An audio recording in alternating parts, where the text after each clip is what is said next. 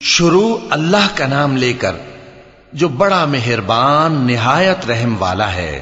ناپ اور تول میں کمی کرنے والوں کے لیے خرابی ہے۔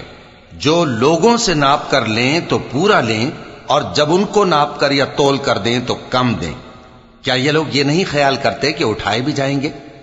یعنی ایک بڑے سخت دن میں، جس دن تمام لوگ رب العالمین کے سامنے کھڑے ہوں گے۔ سن رکھو کہ بدکاروں کے اعمال نامے سجین میں ہوں گے، اور تم کیا جانتے ہو کہ سجین کیا چیز ہے؟ ایک دفتر ہے لکھا ہوا، اس دن جھٹلانے والوں کے لیے خرابی ہے، یعنی جو انصاف کے دن کو جھٹلاتی ہیں، اور اس کو جھٹلاتا وہی ہے جو حد سے نکل جانے والا گناہگار ہے۔ جب اس کو ہماری آیتیں سنائی جاتی ہیں تو کہتا ہے یہ تو پہلے لوگوں کے افسانے ہیں۔ ہرگز نہیں، بات یہ ہے کہ یہ جو اعمال بد کرتے ہیں ان کا ان کے دلوں پر زنگ بیٹھ گیا ہے۔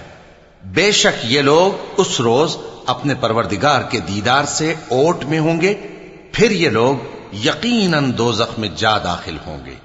پھر ان سے کہا جائے گا کہ یہ وہی چیز ہے جس کو تم جھٹلاتے تھے۔ یہ بھی سن رکھو کہ نیکوکاروں کے اعمال نامے علیین میں ہوں گے۔ تم کو کیا معلوم کہ علیین کیا چیز ہے؟ ایک دفتر ہے لکھا ہوا جس کے پاس مقرب فرشتے حاضر ہوتی ہیں۔ بے شک نیک لوگ نعمتوں میں ہوں گے، تختوں پر بیٹھے ہوئے نظارے کریں گے، تم ان کے چہروں ہی سے نعمت کی تازگی معلوم کر لو گے۔ ان کو شراب خالص سر بمہر پلائی جائے گی جس کی مہر مشک کی ہوگی۔ تو نعمتوں کے لیے ریس کرنے والوں کو چاہیے کہ اسی کی ریس کریں، اور اس میں آب تسنیم کی آمیزش ہوگی۔